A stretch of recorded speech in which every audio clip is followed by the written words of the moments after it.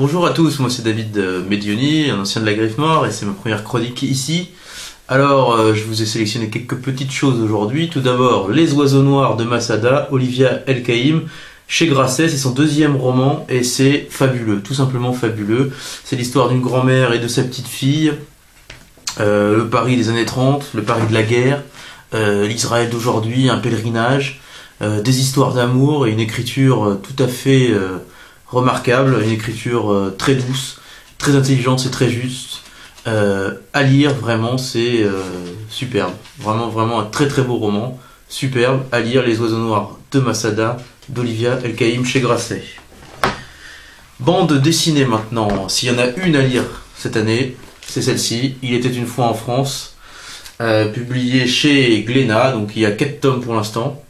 Il était une fois en France, donc voilà. C'est des dessins superbes, je vais vous en montrer quelques-uns.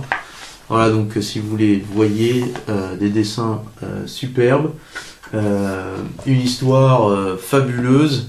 C'est la France dans toutes ses complexités pendant la guerre, à la fois complexité des collaborationnistes, complexité pour la résistance, complexité pour ceux qui sont restés tranquilles chez eux en attendant de voir ce qui allait se passer. Bref, une BD à la fois pédagogique, intéressante, à mettre entre toutes les mains des adultes, les mains des ados, parce que on comprend mieux ce qui s'est passé en France à ce moment-là.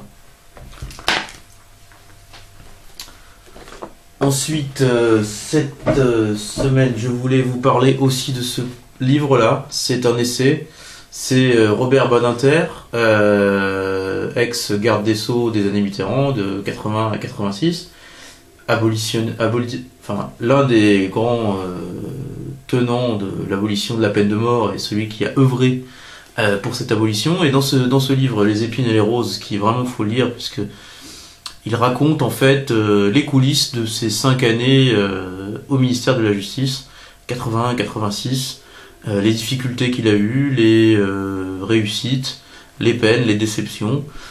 C'est un livre qui nous explique vraiment ce qu'il se passe dans les coulisses des ministères, et surtout qui montre le combat d'un homme finalement pour une justice meilleure et pour une justice dans laquelle il croyait vraiment, la justice française. À lire vraiment. Les épines et les roses, Robert Badinter chez Fayard. Vraiment, vous regretterez pas. Si vous aimez la politique, si vous aimez la justice, et puis si ça vous intéresse, vraiment c'est un super livre. En plus, c'est bien écrit, très simplement, avec une grande modestie pour un grand monsieur. Dernier conseil pour aujourd'hui, La balade de Gueule tranchée de Glenn Taylor chez Grasset. C'est un premier roman, et c'est vraiment une très très bonne surprise. J'avais pris ce roman de manière un peu au petit bonheur à chance, quoi. J'avais récupéré ce roman à la Griffe Noire, et puis je m'étais dit bon on verra, l'histoire a l'air intéressante, mais bon, est-ce que ce roman fleuve va vraiment capter mon attention? Et en fait, cette histoire de Early Taggart, donc le héros du livre, avec sa gueule tranchée, vous prend de la première page et vous emmène à la dernière page, et vous n'êtes pas ennuyé une seule minute. C'est toute l'histoire des États-Unis, c'est l'histoire du blues, c'est l'histoire de John Fitzgerald Kennedy, c'est l'histoire du journalisme américain, c'est l'histoire de la contrebande. Enfin, c'est vraiment 108 années, parce qu'il a vécu 108 ans, ce cher gueule tranchée. Et ça passe vraiment très très bien, comme une musique entêtante un petit peu. Vous prenez ce livre, vous ne le lâchez pas. Et vraiment, ça vous emmène très loin. Je vous le conseille, c'est une bonne surprise. Et vraiment une écriture très agréable et très entraînante. La balade de Gueule tranchée.